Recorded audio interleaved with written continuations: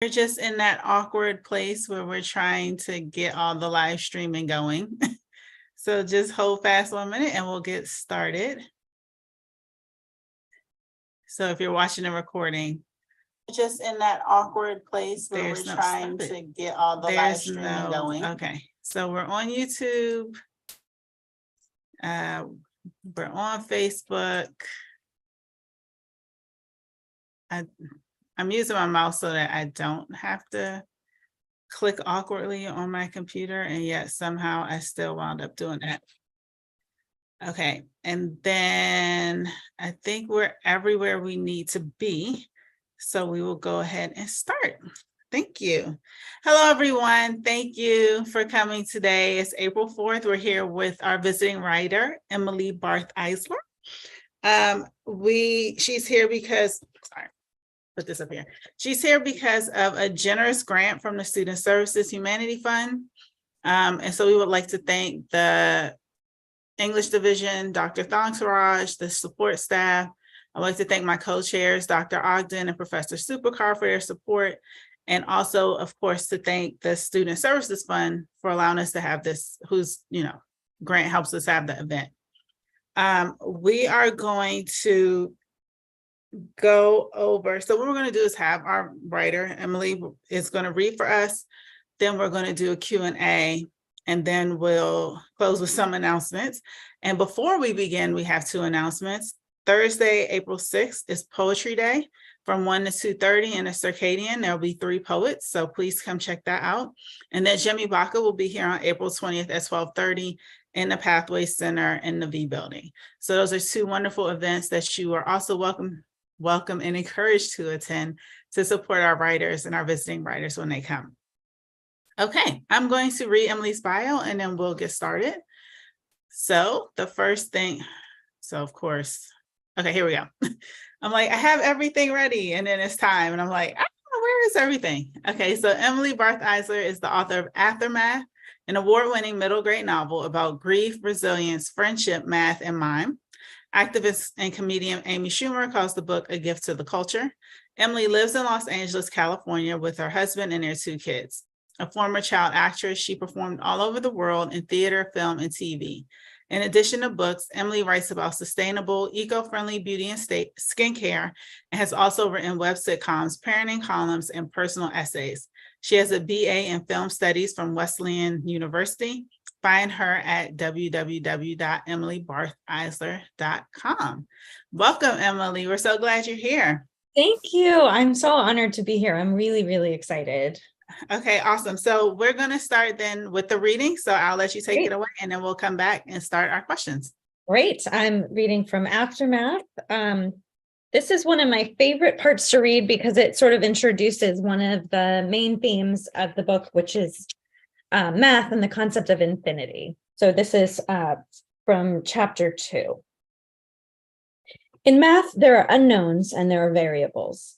Sometimes teachers use the terms interchangeably, but they're not quite the same.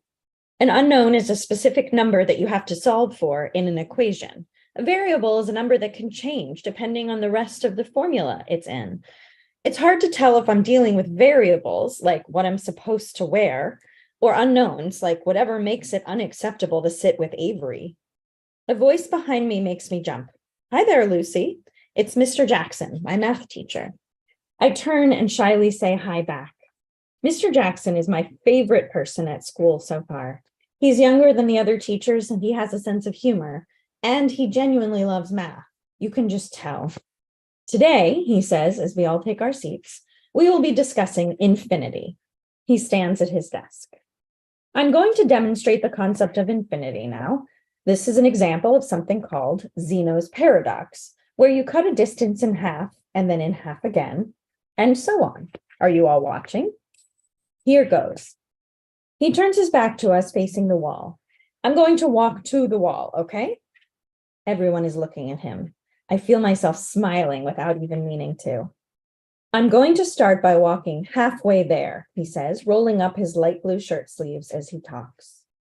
Okay, Mr. Jackson says as he takes a giant step forward.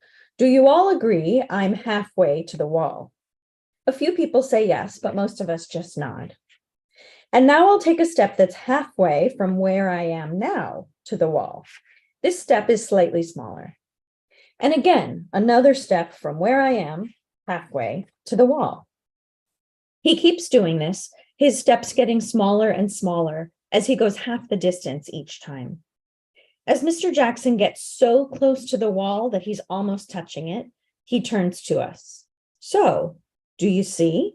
I'll never actually get to the wall because I'll always be taking a step that's half the distance from me to it. He gazes around the room, his eyes making contact with each student one by one. Do you understand? Some people nod. I'm not smiling anymore. In fact, for the second time in 5 minutes, I feel like I might cry. I don't understand. But what about when you're touching the wall? Asks the boy in front of me. Good question, Joshua. That's one I'm going to have to put off, though, because it's really a physics question, a matter of, well, matter and space. For now, though, do you see my point about infinity? How there are an infinite number of steps between me and the wall, because anytime there's a distance, there's always half the distance and more to go. More people nod, like everyone is getting it. I still don't. Lucy, says Mr. Jackson, do you have a question? Everyone turns to me. I feel tears in my eyes. I wish I could make myself disappear. I shake my head, and my classmates look away. Mr. Jackson is still watching me, though, looking over at me every few minutes throughout the rest of the class period. This isn't right. Math is numbers. It's undeniable truths. It's things you can depend on. The infinity thing just doesn't make sense to me. No matter how hard I try, I cannot picture it in my head. I can't see the numbers. When the bell finally rings, I'm exhausted from trying to hold myself together. I just want to go home and cry, even though I'm not sure exactly why. Something about infinity, about never actually getting anywhere, about never reaching your destination, makes me feel incredibly sad. On the way home, the bus isn't nearly as crowded as it is in the morning. A lot of kids stay after school for activities. I've never been much of an after-school activity kid. It was too hard with Theo. I take a seat by myself about halfway back and notice Joshua, the boy from my math class, in the seat across the aisle from me. He's reading a comic book, but I can't see what it is. What I can see, though, is how his dark curly hair flops over his forehead and his thick eyelashes flick up and down as his eyes go from page to page. He catches me looking at him, and for a second I smile. I want to ask what comic book he's reading. I want him to explain the infinity thing to me, but I don't say anything to him. A few more kids get on the bus, and soon it pulls away toward the house I'm supposed to now call home. Wow, thank you so much. Thank you. Thank Okay, you. so yeah, let's start with, I want to just get into aftermath because I think that, anyway, so aftermath, so everyone may not know this, but it's a middle grade novel about a girl named Lucy. She and her family moved to a town right outside of the Pentagon. And they have, it's a town they've had a school shooting in the elementary school. And Lucy is grieving the death of her brother, and her parents move her there. And then she is in this place where people are still grieving this horrible, horrific thing that happened. So let's get into let's start with the basics. So when did you start writing, and why do you continue to do so? I started writing in general as soon as I was old enough to. I was so lucky. My dad is a writer and my grandfather is a writer. And I never got to meet my grandfather, but I grew up knowing about him through his writing and saw sort of the power of that legacy and the way that I was able to get to know him through his writing, even though I didn't get to meet him. And through both him and my dad, I also had the opportunity to meet a lot of writers as a child, which made it seem totally possible to me that I could be a writer. And that's a gift that I love to return. I was telling Dr. Brown, I'm so excited to be here because I think meeting an author or a writer of some kind gives all people the hope that like we're normal people. It could be me, it could be you, it could be anybody, like anyone could be a writer. And so the ability to share that with other people, other students, especially, when I get to talk to middle school students about aftermath, I just want to pay forward that concept. So now everybody watching this, now you know a real writer, you know me, you can email me, I will email you back. I hope it makes it seem possible and attainable.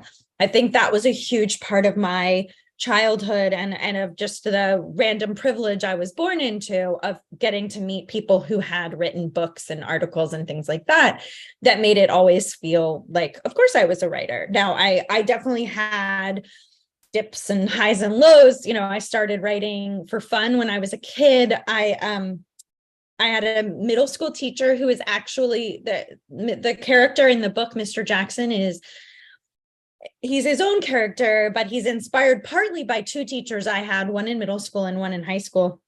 The teacher in middle school was the gifted and talented resource teacher who inspired me to write.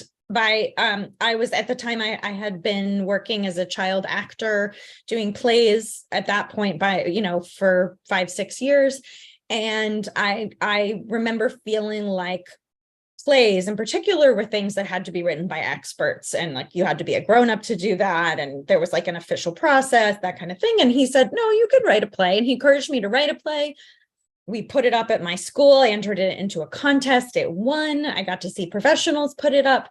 That was a crazy experience for an 11, 12-year-old of validation. In terms of like, oh, look, I can be a writer. Again, there are so many fortunate things that happened in my childhood. And then I think I got a little lost. I think there is something to be said for, and this is actually a little bit of what my next book is about, of kids who peak early and burn out. In terms of like achieving a lot as a young person and then taking it for granted or not appreciating or understanding it. I definitely went through a phase where I didn't really put a ton of value on my writing ability because I just took it for granted. And again, I think the flip side of the privilege of knowing lots of authors was it also felt to me like, well, of course, everybody can be a writer. And when I was in college, a friend of mine said to me, just because it feels easy to you doesn't mean it has less value. Just because you're good at something doesn't mean it's not worth something. And that was a huge turning point for me. Another piece of wisdom I like to offer to students of any age is that if you love doing something and it feels easy to you, that doesn't mean it's not a valuable thing to do. It means maybe you should do that thing. So I had a lot of sort of ins and outs in terms of becoming a writer, and I knew it was something I wanted to do professionally eventually. I got sidetracked and did a few other things first in my 20s when I was, feeling like that was the moment in my life to experiment and try some other jobs. And life just kept bringing me back to writing, and I constantly would forget and be reminded that it was the thing that just filled me up with joy. It was the only thing I tried professionally where I enjoyed the process and not just the product. I used to work as an actor, and it took me many years of therapy to figure this out. But as it turns out, I did not enjoy the process of acting. I liked the process afterwards to say, oh yeah, I was in a play, or I liked the people I worked with. I liked being part of a group.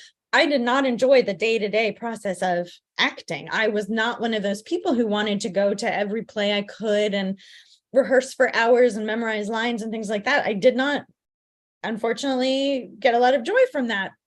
So when I had the opportunity to start writing professionally, it was a big light bulb moment for me that I actually enjoyed the process. And thank God, because there is so much process. And for many, many years, it was just process. It took me about from when I decided I wanted to write books until I got published was over a decade. So you have to enjoy the process, because for a long time, there may only ever be process. Okay, awesome. Thank you so much. And I should point out a couple things that I forgot to mention. If you're a student on the Zoom, we are going to offer you can ask questions if you want them, if you want to. You have the option of typing them in the chat, or if you're watching on Facebook, to type it on Facebook. But if you would like to unmute yourself and ask the question, your name and voice may be visible on the Facebook page. So I do want to make sure I say that up front. So just in case, if you're not comfortable with that, then please just type your question in the chat, type it on Facebook. We will make sure to get to it. We will try to. That was amazing. Also, professor, not doctor. I just have to say, I don't have a doctorate. It's Oh, okay. I just like to, elevate people with honorary degrees left and right. Sorry. No, thank you. I appreciate that. I will say, thank you. I mean, okay, we're going to go in a different direction now, because I think there was so much good stuff you just said. And I especially like this part about the process of like making sure you enjoy the process of the thing that you're doing, because I do think I talk to a lot of writers, talk to a lot of students, they're like, oh, well, it's easy, so it doesn't mean anything, right? Like, it's like, oh, but it just comes so easy to me. That was a huge moment for me to realize that just because it felt easy to me doesn't mean. I was just like, oh, that's like, put that in a pile of like, yeah, I'm good at folding laundry. Great. It's like, it doesn't mean it doesn't have value. Right. And I think that, and I do encounter a lot of students who do say that. They're just like, I mean, I feel like I should have to work harder, and it's not that it's not work. It's just that it feels different than something that maybe, like, if you're not, for example, I'm not really a math person. And it's not that I can't do it, but it's like, I don't care enough to keep doing it.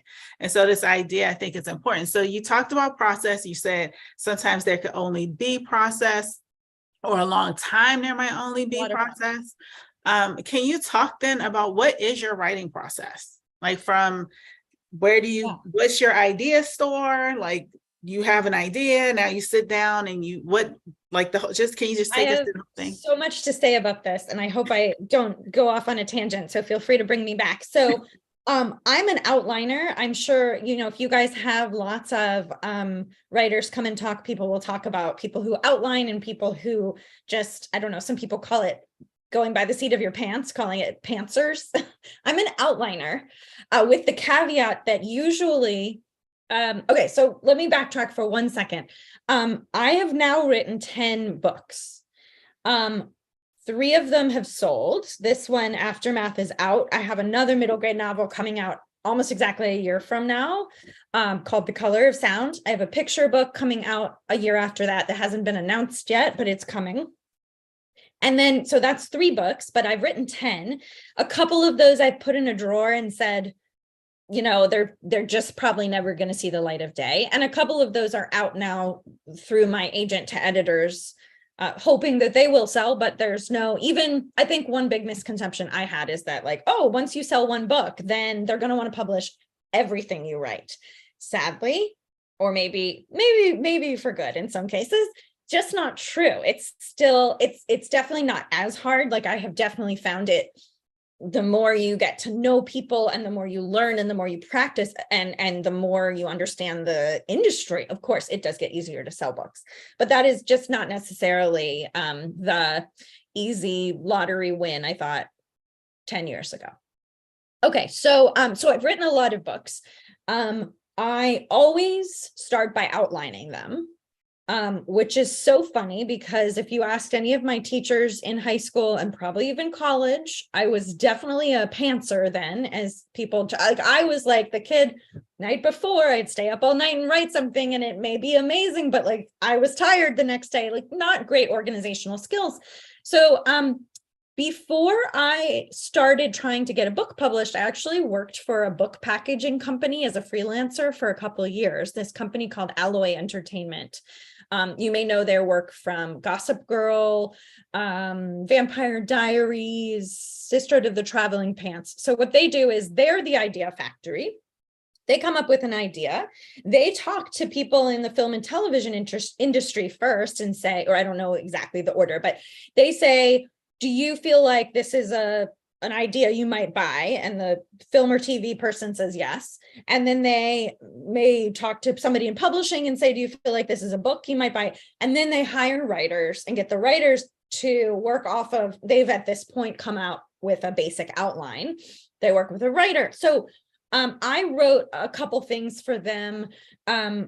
Nothing actually ever got published, but I joke that if I don't have a master's degree, I'm not a doctor either.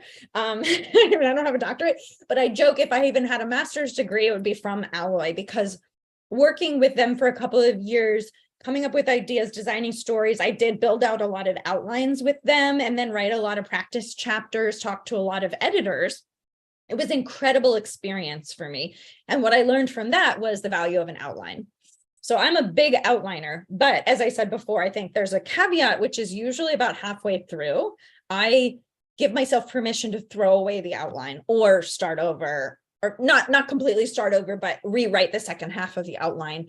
I am a big believer in letting the characters surprise you. I'm not generally like a sort of writer who's like, oh, the characters are in control. But truly, sometimes you get halfway into a story and you think, okay, in my outline, I sort of chose the most predictable path, but I've planted this other seed. Like, maybe that's more interesting. Maybe I will try. So I do like to allow room for surprise. So I'd say I am a really big proponent of outlining, but I'm also a proponent of not being too stuck to your outline. Now, where I get ideas, the answer is I have no idea, except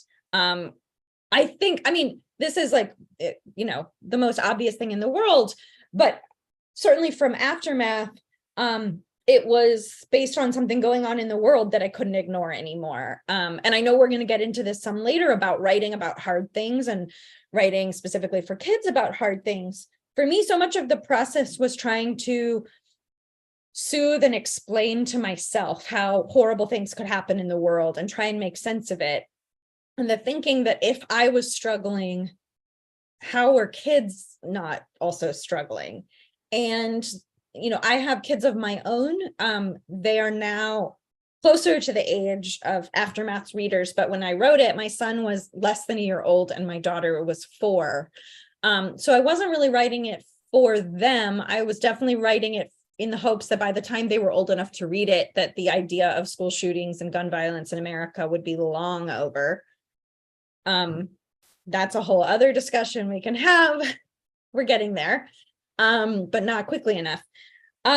So I think for me, writing intersects so much with my mental health, with the way I understand the world, with the way I experience the world. I've talked a lot recently about being a person with OCD, obsessive compulsive disorder, and also a person with synesthesia, which is a condition where your senses kind of overlap. So you may experience one sense when you're experiencing the other.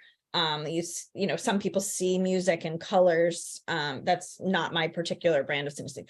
All under the umbrella of neurodivergent. And I think I didn't understand necessarily at the beginning of my writing career how interwoven my neurodiversity is with my writing.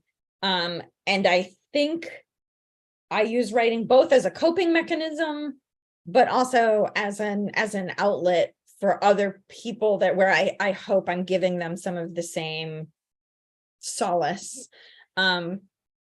So I get ideas from watching the news, from living in the world. One of my favorite pieces of advice for writers is don't sit in your room hoping that a book idea comes to you. Ideas come to you when you're out in the world living. Like, sometimes the best writing is when you're not writing. I'm also a really big believer in fallow periods. In farming, you have fertile periods and fallow periods. And part of the science of farming, which I write about in my other life, is that if you have a field that's going to grow beautiful crops every couple of years, depending on what kind of crop it is or what kind of soil you're working with, you'll have a season where you're not growing anything in that field, but it's just as important for the soil as the years where you're growing. And I think that is so true for me too. There are times, I know a lot of writers say write every day. That's not necessarily what works for me. What works for me is write every day when I'm inspired, when I'm working on something, but then don't be scared to have, there may be weeks or months where I'm in a fallow period and I need to take a break. And I think the other thing about that, I get my best ideas. Since I moved to California 3.5 years ago, I started swimming outdoors. I wrote my entire next book that's coming out while swimming, which means I got all these ideas. And then I would sit at the side of the pool after I was done swimming on my iPhone, writing down notes furiously for myself, because for some reason I would sit at my desk and be like, oh, this is boring. This isn't what I want to say, whatever. I'd go swimming. I'd get all of the ideas. Some people say, they get their ideas in the shower or while they're running or whatever. Before I lived in California, when I lived in New York, I used to take a Zumba class every week, and I would always get good ideas there just while my body was moving. There's something about moving your body, and I'm not talking about running a marathon because I'm the least athletic person, but there's something about moving your body that loosens up some of your creativity, or, maybe, and again, I'm not a sociologist or a psychiatrist, so I don't know a lot about brain chemistry, but I will say, for me, as an anxious person and somebody with OCD, who, by the way, therapy and medication are the only things that have allowed me to channel, to use my OCD creatively. I am a big proponent of therapy and medicine. I like to say that my OCD is like a puppy, and you could get a dog, and if you don't train it, it can just ruin your life. Like, it will pee on your carpet and it will eat your shoes. But if you train the dog, it will be the best thing that, in your life. It will love you and sleep next to you and get you outside for walks, things like that. For me, my OCD and neurodiversity has been very much like a trained puppy, where I've learned to channel some of that anxiety, the what if, and the constant drive, and other things that I have learned are parts of my obsessive compulsive disorder. Through medicine and therapy, I've been able to channel those into writing. But I definitely went through a period in my 20s where I thought, artists had to suffer, and that being miserable was part of being an artist. And that is not true. So that's I'm just giving out like unsolicited advice left and right here today. I hope that's okay. But anyway, about moving your body, I do think there is something really important about freeing your brain. And I'm so happy for the writers who sit down every day at their desk at the exact same time with their exact same setup and find that the words just flow. But for me, writing is what happens when you're not writing. It's something funny my kid says on the playground. It's something interesting my husband and I are talking about after dinner. It's a thought I have while I'm swimming and I have to get out of the water and take notes. I think there's so much pressure in our culture of productivity to be, body in chair 24/7. And that's not practical for most people. Most writers I know, myself included, have another job in addition. And I think that also that mentality is really damaging from sort of a privilege and access aspect. We have to realize that writing is sometimes what happens in between doing other things because we have to do the other things. I wrote Aftermath in 10-minute chunks while my kids napped at different times, while I was a full-time mom, also part-time journalist, also trying to write Aftermath. The idea I had in my head of this apartment in Paris where I would just sit in coffee shops and write my novel all day is just like not the world that I come from. So I think it's really important to talk about how our processes are when they're not quote unquote ideal. And for me, that looked like, my kids, again, like my son was an infant, my daughter was a toddler. It was like those magic moments where they were both napping, or like a set of blocks was not causing, like they weren't throwing the blocks at each other actively. It was like, that's the 10 minutes where you write. And that's also where the outline is super important, because it helps you really figure out what's happening next if you don't have the luxury to spend 4 or 5 hours at a chunk sitting down and writing. Okay, awesome. And none of the advice is unsolicited. Okay. We're doing this we have a lot of starting writers out there. We have a lot of people who are interested in writing. So and these are the things they want to know. Like every time at the end, they're always like, I wish she had talked about like specifically how she names her characters. Like they love those little details because I love those details too. It gives them a bigger idea of that writing life that you were talking about at the beginning. I think, so let's come back to Aftermath for a minute. You talked about getting an idea for it. You talked about how it was part of processing the world, thinking about the little kid in you who doesn't understand things, thinking about the other kids out there who are probably struggling. So what is it about math that you decided to connect math to this story? Because you had that, in I was gonna say clip. In the section you just read, right? you Yeah. talk about how the teacher is teaching them about infinity, and then Lucy's like, oh no, it's all numbers, but now you're saying Right. it's not all numbers. So can you just talk a little bit about why math Yeah. I mean, specifically for this? that explanation, that demonstration of Zeno's paradox to illustrate the concept of infinity was stolen directly from my math teacher in high school, Mr. Eric Ebersol, who's one of the other teacher who helped inspire the character of Mr. Jackson in the book. He gave that exact lesson when I was in maybe 10th grade, so older than Lucy. But I remember, like Lucy, feeling this incredible deep sadness at the idea of infinity, that it inherently means you will never reach your destination. And obviously that has stayed with me. I'm, I don't know, 25 years out of high school. Yeah. And so obviously that idea just really made an impression on me. And I knew that I wanted Lucy to be really good at math and have that be the way she processed the world, because I wanted her to have something very concrete. And as she sort of hinted at the end of that bit that I read, also, I needed her to have a hobby that she could do on her own that didn't require outside, because she's spent the last 5 years in hospital waiting rooms because her brother has been sick and her parents are, we're going back and forth with doctor's appointments for her brother. I was thinking, how can I give her a hobby that doesn't require other people, big groups, not soccer, not ballet, things like that require a class. So I kind of almost arbitrarily chose math because it's self-contained and because it's full of absolutes. And then I knew I wanted to use that Zeno's paradox idea that came ripped from my real life.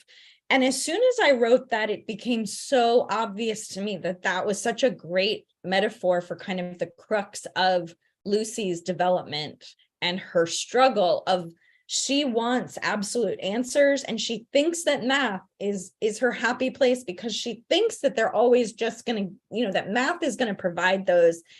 And sort of that idea of when you're a kid, especially when you're a tween, you're 12 and you're like, I think I've figured life out. Like, I think I get it now. And then the grown-ups or the world or whoever throws you for a loop. And in Lucy's case, it's like, oh, you like math? Well, let me teach you about infinity. It's the kind of math where there is no end point to the answer. And she's just like, are you kidding me? Like, I thought I had it figured out.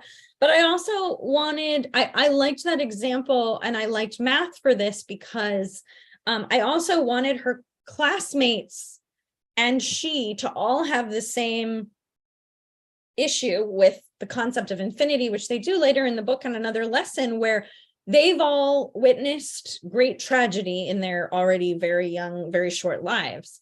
And so the idea of being told that there's something that goes on forever for them is just inconceivable. And I think we all have an age where we learn, that nothing lasts forever, that, we learn about mortality, we learn about limits. And so for me, it was also a way for Lucy and her classmates to kind of be on the same page, because they all struggle with the idea of, well, infinity can't be real because I've seen people die. Infinity can't be real because climate change, like the earth is ending, all of these questions that they had.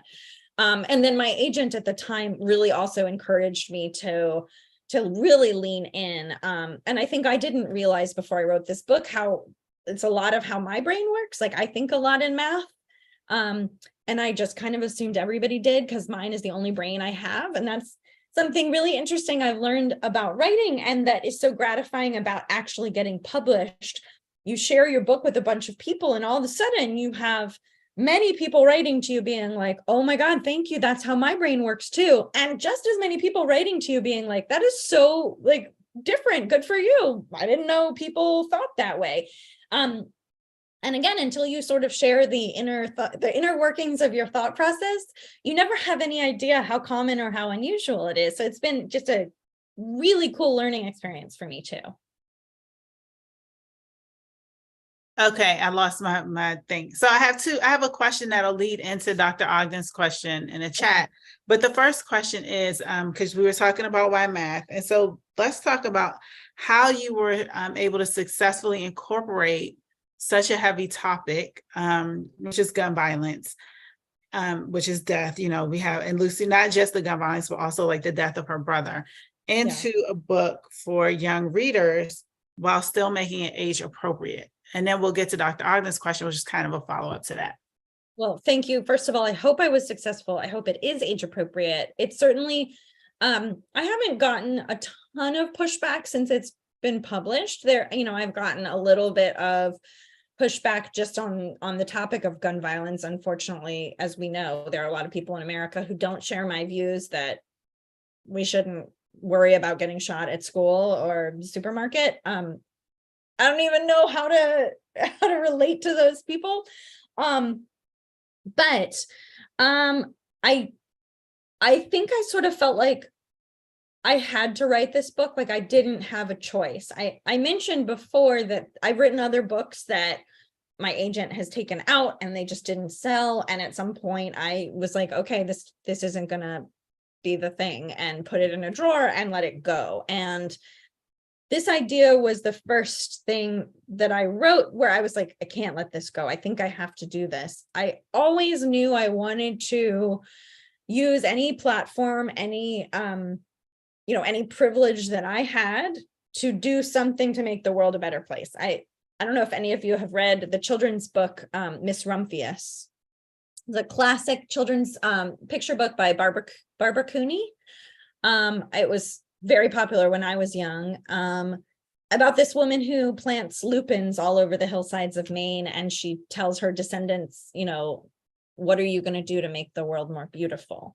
And I obviously really internalized that message. And to me, making the world more beautiful meant sort of like, how am I going to use my platform, my privilege to make this meaningful? And I also watched some other friends who are writers go through the publication process with their books and saw that you end up spending a year, 2 years, 3 years, if you're lucky, 20 years talking about this book. And I thought, if I'm going to write something and invest all of that time, all of that energy into talking about it, what do I want to talk about? Like, what do I need to say? What is the thing that I'm certainly not uniquely qualified, but what is the thing that I'm passionate about? And I think I mentioned at the beginning of this about my grandfather, who was a writer, and he died before I was born. He was an editorial writer for the Washington Post, and he was really passionate about gun control in the 1960s. He wrote over 1,000 editorials for the Washington Post about the need for gun control after the assassinations of both Kennedy's and Martin Luther King Jr. And he wrote extensively about the need for what they called at the time handgun control, because we were not yet dealing with our AR-15s and our AK-47s, but just handguns.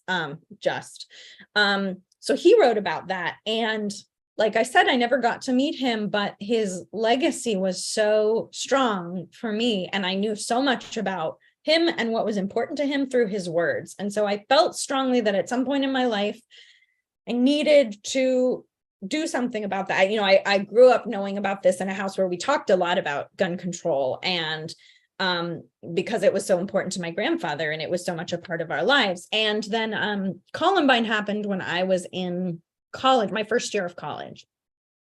So I had never had to go to school as elementary, middle, high school, in a world where gun violence felt commonplace. And I watched this unfold as I became an adult, and with the background of and the context of my grandfather's work, and just thought, like, this is so wrong. Why are we letting this happen?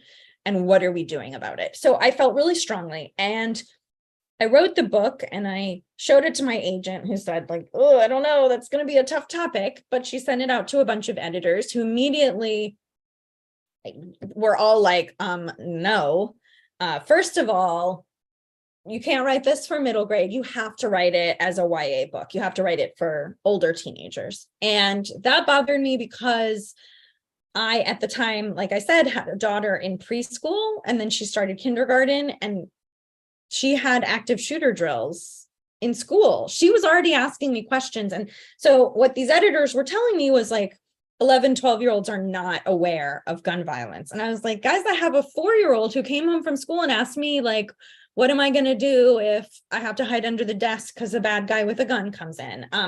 my kids both went, my family is Jewish. My kids went to Jewish preschool. And after the Tree of Life shooting in Pennsylvania, we, for months, the New York State troopers came and guarded our synagogue where my kids went to preschool. And so that was another range of questions. I think my son was 2 or 3 at that point. Why are there armed guards outside preschool? Why do those men have big machine guns? And why do they have to, we had to show IDs, we had to go through the whole rigmarole.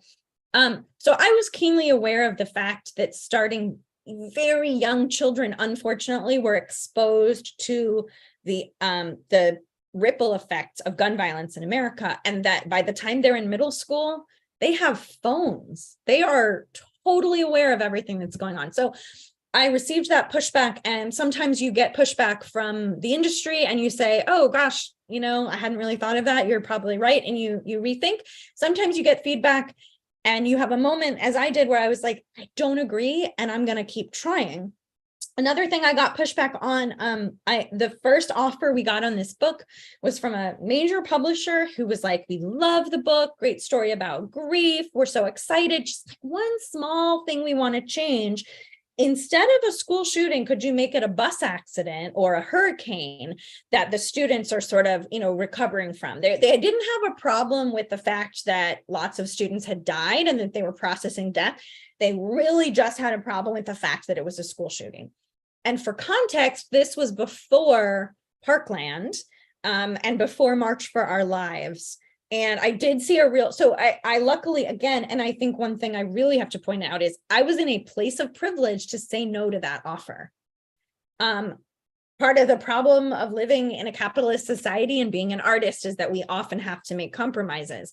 I was lucky at that moment that I have a partner who was putting food on our table, and I was able to say no to that offer that was a huge compromise of my mission and my values, because I wasn't depending on the sale of this book at that moment to feed my children. So that's a huge thing that I'm really committed to working on in the coming years as I gain more privilege, and being more, having a platform, is talking about the fact that some of the best art and some of the most important things that need to be said are dependent on the financial freedom to get to wait until you can say them or to have the platform to say them.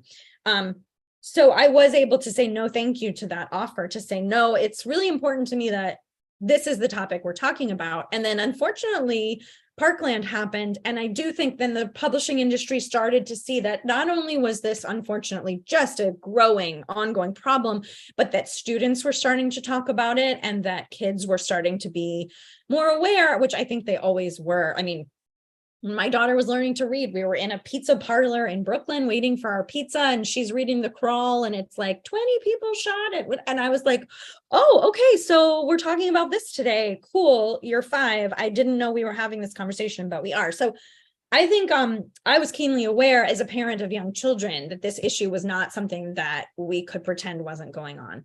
Still, I find people are really scared to talk about it because I like to call gun violence in America right now, amongst sort of the privileged upper middle class, is sort of like another abstinence issue, where I have a lot of parents say to me, I'm so glad you wrote this book and I'm glad it's there for those kids, but it's not for my kids.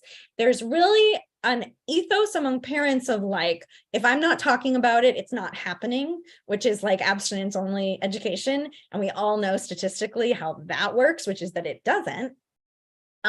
So I would say the reception to the book by teachers, librarians, and students has been 100% overwhelmingly positive.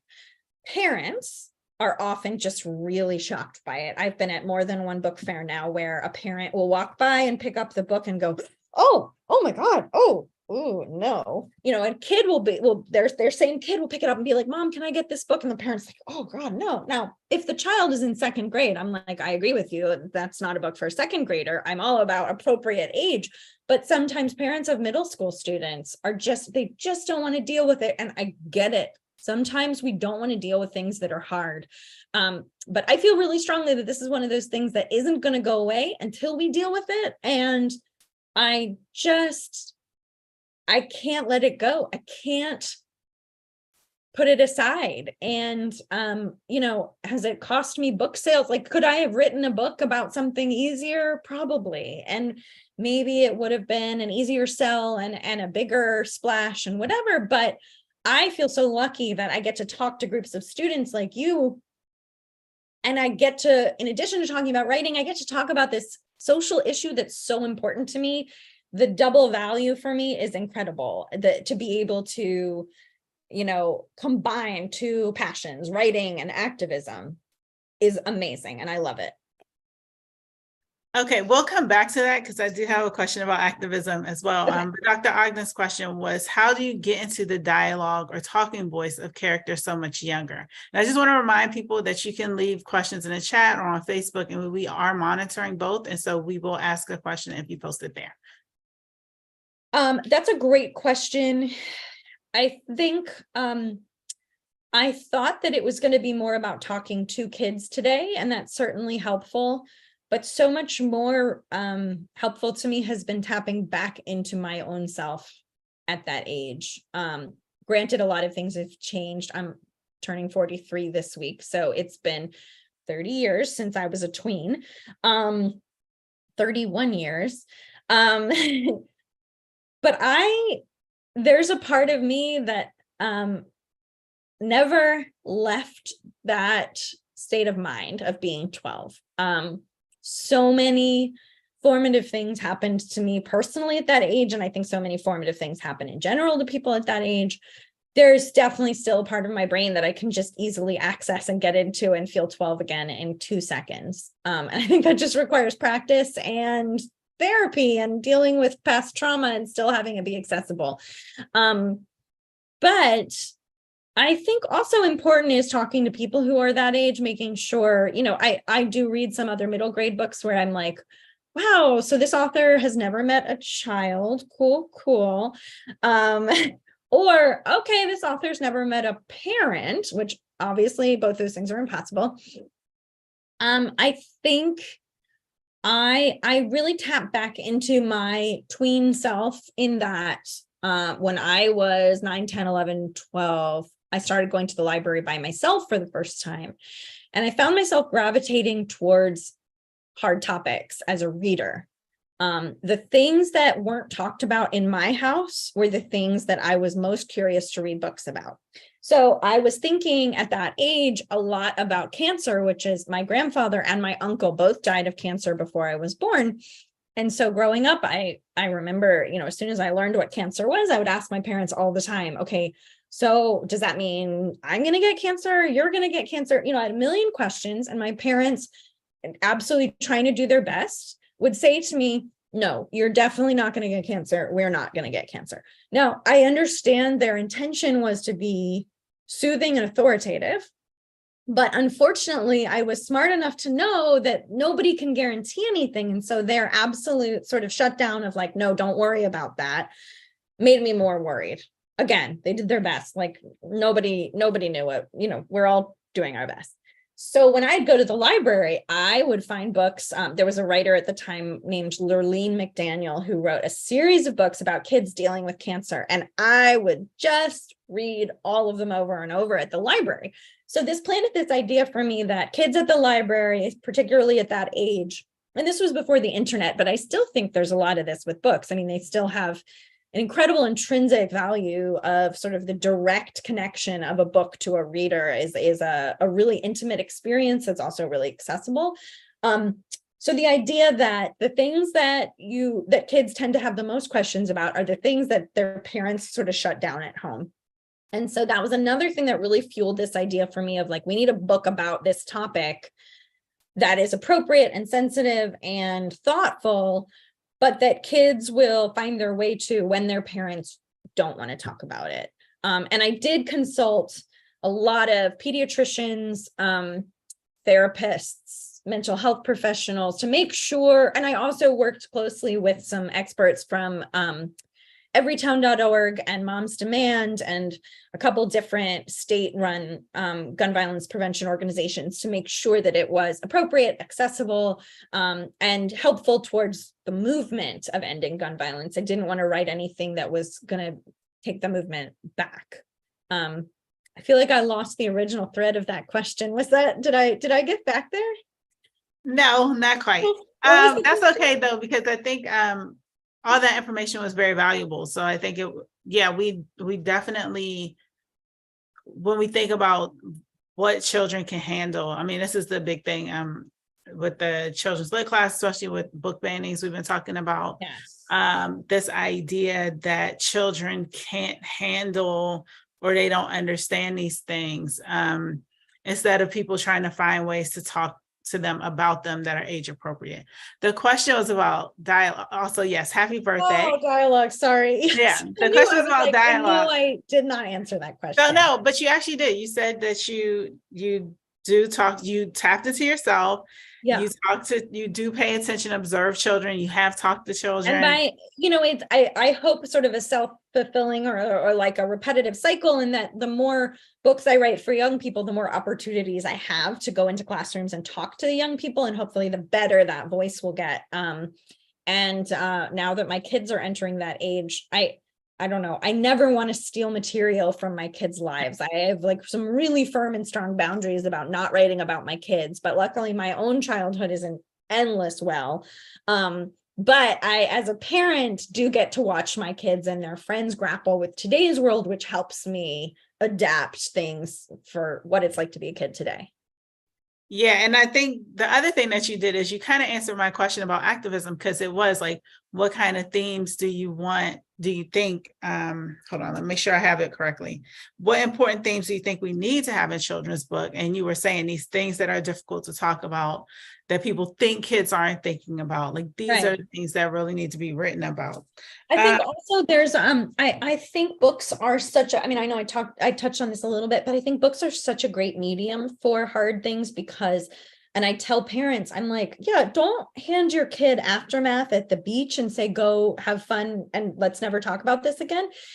It's a book that I wrote with the intent that parents, teachers, librarians, adults would read alongside their kid, not necessarily to them or with them, but in tandem, and that it was a discussion starter. I don't have the answers to any of these problems, to how to solve gun violence, to how to deal with grief, to how to deal with, any of the overwhelming, loneliness. There's a character in the book who is ostracized by her classmates. I don't necessarily have the answers of how to deal with that, but what I have as an author is the opportunity to start those discussions for my readers, is to put out there and sort of sow the seeds and give them the opportunity to start those discussions. Now it's up to parents and teachers to be there for the kids, because I can't personally have that discussion with everyone who's read the book. And I thought of one other thing I wanted to add, but now I've forgotten it. So it's okay. It'll come back to me. Yes, and I thank you. I appreciate it, because I also, as a kid, went to the library often and found books about topics that were in the news or important, or like anorexia was huge when so I was like, what's an anorexia? And I went to the book and the library, and they had books about it. So I think, right, there is something really powerful in that, getting to get the knowledge and to find out things. My other question is, so I just want to you mentioned that you consulted pediatricians, you consulted the gun safety advocates. I was just curious, can you talk to us about how do you conduct interviews when you're talking to these kinds of people? Is it different depending on who it is, or do you go in with a script? Like, what's kind of the process there? Yeah, I mean, it's definitely evolved and it has gotten easier. I feel like having completed the book made me feel a little bit more legitimate to ask for people to read it and give feedback. I think at first I thought, I could just ask questions before I'd written it. And it turns out that was hard. I think it is easier to, I did a lot of research on my own, reading newspaper articles. There's a really wonderful reporter for the Washington Post named John Woodrow Cox, who writes exclusively about kids in America and gun violence and the lasting effects. And I mean, it's like, that is his beat at the Post, and he's been doing it for years. And he's also written a book. And through reading a lot of his stuff, I was able to get, he also interviews doctors and historians and teachers, like all the experts. So I was able to use a lot of sort of I guess, secondhand or secondary research to write a draft of the book and then take that to experts, which I think is easier than going to, which I also tried at the beginning, going to a pediatrician and being like, hey, I want to write a book about gun violence. What should I do? It's so broad and open-ended. So I think if I could give a piece of advice on that, it would be specificity and also showing that you've already put in the work and not being afraid to be wrong. I took a stab at it and then was able to say, hey, I'm trying to do this thing. I want to be really careful and really appropriate. Did I hit the mark? What could I do better? But I do think coming with some work already done is a great way to approach experts and people. It also helps you, like, you'll know what the questions are you need to ask once you've done the work. It's a lot harder at the beginning when you just have an idea to say, like, I want to do this and I don't even know what to ask you. So tell me. They probably also don't know how to answer that. So specificity is important. And what that requires is just a ton of groundwork and not being afraid, like I said before, to make mistakes. I think, especially in today's world where things are evolving and people are changing how they do things, how they identify. Just over the past decade, I've seen incredible change in how we address people's pronouns, how we ask questions around gender and identity. And I'm terrified to make a mistake, but at the same time, I also understand that if I'm open about being as genuine and supportive and loving as possible, that if I do make a mistake, people will understand, they will correct me. I will not be antagonistic about fixing it. Sort of the same goes for addressing experts. I can bring them a book and say, like, look, here's my intent. My intent is to do good and to put more good into the world. Did I do that well? And if not, I'm open to your feedback and then not being defensive when getting that feedback. When somebody, in my original draft of the book, I wrote more about the shooter from the school shooting. And a big piece of feedback I got from gun violence people was no notoriety, which I knew, but I didn't understand. I sort of wanted to try and dive into his psyche and, like, why would somebody do this? Because I think that's a question kids ask. And while there's some validity in wondering about that, there you have to balance it also with the idea of no notoriety and not glorifying anything. And so some of the feedback I did get was just less about, like, less.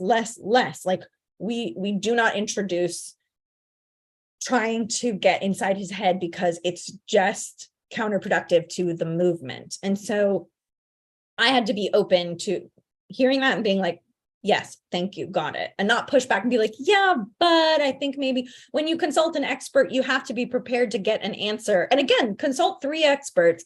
And if they're all saying the same thing, that's a great indication. If they all have different opinions, I don't know, then you need more experts, or you got to soul search or get different kind of experts. But if you consult 3 experts and they all say, I really think you need to cut everything about why the shooter may have done this because that is counter to the movement and what we want to highlight, I was like, I hear you. Thank you. Okay, that went very quickly. So we're almost at the end of time. So I do want to ask this question before we get into our final question. Because you talked about writing, this is a very challenging topic. You write about challenging topics as a journalist. You write about challenging topics, like you were saying, for the book, especially something like Aftermath.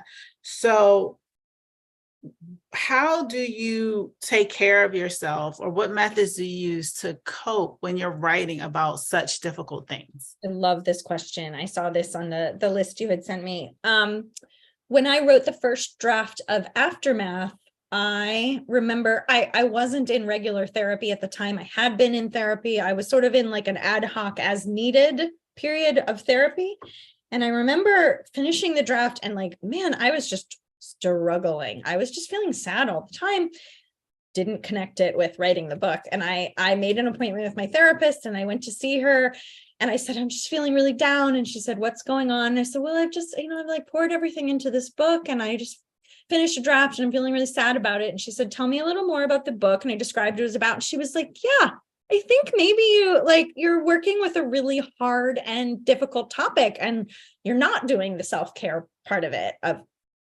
And so I think I had a misconception before. And again, this ties into what I said before about, there used to be, particularly, I feel like in the 90s, a lot of rhetoric around like artists are tortured and, you know, you get your best ideas because you're miserable or whatever. I learned that I used to think that I couldn't have both of like therapy and writing, and that they sort of occupied the same space in my brain. And what I have learned is that is wrong. And it is the fastest way to make yourself miserable. And that there was room in my brain for both of those things. And that it really is, for me, very instrumental. If I'm going to write about something that's hard and sad, and that is inevitably, you know, I'm not the survivor of a school shooting, but I drew upon some traumatic events in my own life to sort of bring in the topics of grief and you know, some of the darker stuff. I learned that I need to be in therapy while I'm working on a story like that, so that I can process the things that are going to come up, so that I think, you know, maybe if you are that writer in Paris who only writes and sits at coffee shops, maybe you can work it out yourself. But for me, in order to also be a good partner to my husband, to be a mom who's available to my kids, to be a friend who's there for my friends, I need a space to work out some of the things that writing a hard book is going to bring up. So therapy. Also, like I said, taking breaks, fallow periods, being like, this is a hard topic, and after this, I'm going to take a month off and not think about it. And again, we live in a society where we're told we're supposed to want to work all the time. That's not actually how humans work. So taking breaks, having writer friends who, you know, you guys are in a class, which is like the best situation, you know, find some writing buddies and stay. I'm still in the same writing group I was in. I think we've been together almost 8 years now. They're all in New York. I moved here, but we still, you know, the computer works both ways. Having a writers group of people who will say, yes, keep going, or, you know, you're really struggling with this. Why don't you put it aside, work on something else? You know, you just, you need other human feedback, both as a writer and just as a human. Okay, awesome. Thank you so much for that. Thank you again for coming. So here's our final question, because we have to wrap it up. So what are you currently reading and watching? Okay, so watching, I'll tell you first. We just finished 2 nights ago watching. It's rewatching for me, but it was the first time for the rest of my family, The Good Place, which is my favorite TV show because it's about moral philosophy and it's still really funny. So I love The Good Place. And so I've watched it many times over. It was sort of like my comfort food during the pandemic. And my kids just got to sort of the net median age where they were old enough to watch it. And my husband and I were like waiting for this moment to share it with them. And of course, we just like breezed through it over the course of a month or two. You know, we'd watch an episode or two every night after dinner. And it's so fun. Again, I feel like it actually ties into what we were talking about. I think some people would say that it's inappropriate for the age my kids are. It is a show about death and the afterlife, but we've had the best discussions about our values, the values on the show, what's appropriate to talk about with your friends and what's not. I think any art is appropriate for kids if the parents are willing to talk about it with them. So it's really more about like, how involved are you willing to get? So that is what I just finished watching and what I'm really enjoying.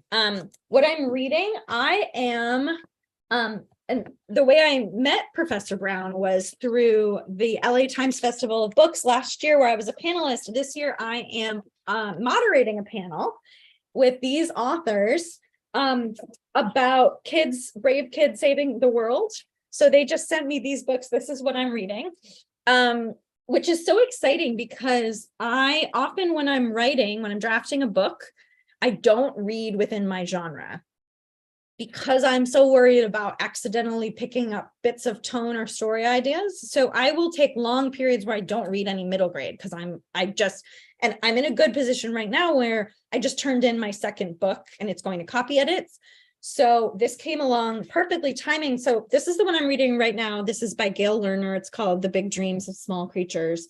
And before that, I finished another panelist's book on it. I don't have the hard copy. I listened to the audiobook, Wild Oak by C.C. Harrington. Is it Harrington or Harrison? I'm not sure. It was lovely. I'm a huge audiobook person, so they sent me this book, but I'm listening to it on audio from the library too, because again, I may have mentioned, I think my brain works better when I'm moving. So I love to listen to audiobooks while I take a walk, go to pick up my kids at school or something. And I feel like my brain processes better while I'm moving. And then there's two more. This is a graphic novel, Global, and Big Tree, which just came out today by Brian Selznick. So that's what I'm reading, and I'm really excited to sort of be mandated to read some middle grade, because I've been avoiding it for the past 6 months because I've been working really hard on my next book. And so while I'm writing middle grade, I usually will read or listen to rom-coms, because they're different enough from middle grade. This goes back to your question about sort of self-care when you're working on hard topics. Reading romance, specifically rom-coms, like Jasmine Guillory, Kate Spencer, Christina Lauren, those authors really helps me sort of get away from it all in my brain and visit a happy place where everyone's falling in love and you're guaranteed a happy ending, is really helpful for me as a writer while working on a book about hard topics. So that sort of loops back. So I usually am listening to romance because it's different enough from middle grade that I'm not worried that I'm going to borrow tone or plot ideas. But now I'm in a fallow period from writing, so I get to dive into all of these middle grade books. And I really loved Wild Oak. I recommend it. And the big ideas of big dreams of small creatures. Sorry. I'm more than halfway through, and it's great. And I get to interview those authors on a panel in a couple of weeks, which is like dreamy. And so cool. I love reading books where I'm going to get to, I, aside from my own books, I'm just like all of you, where I'm a reader who loves like getting to hear when I get to talk to an author about why they wrote it and all of those questions. Same thing. Like I'm you, so I'm right there with you, and excited to see what they have to say. Thank you so much, Emily. Thank you. This was so great. Thank you so much for coming. Thank you all for asking amazing questions. I loved hearing what your questions were. Yeah, thank you so much for spending time with our students. As we're wrapping up, and it's so funny about the voice thing, because I was listening to a bunch of British stuff, and then I was writing something, and then I'm like, comes out, are these characters British all of a sudden? Like, this is not. I know, that's why I feel like I have to be so careful. I can't read middle grade while I'm writing middle grade, because I'm like, did I just plagiarize by accident? It's so easy to do, right? Because I was watching a British show, listening to a British book, and then suddenly my characters are British, and I'm like, this is not what I do. It's not me. Right. Thank you. Thank you everyone for coming. We have 2 upcoming events that I just want to plug again. One is Poetry Day, which is this Thursday, April 6th in the Circadian from 1 to 2:30. Then Jimmy Baca will be here on April 20th at 12:30 in the Pathway Center. We also have a post-event survey that we're going to put on the Facebook page. This helps us write our grants so that we can keep bringing writers to you. So if you watched our writers today, please fill out the survey. It helps us so much to continue to get the money to have writers come. We want to thank again the Humanities Student Services Fund for their generous grant. And we hope to see you at our next events. Thank you again so much to Emily Barth Eisler. I am going to stop it's going to be another awkward moment of stopping the recording and doing the thing. But yeah, thank you so much for being here. It was really, thank you for truly having wonderful. me. It's such an honor. It was really fun.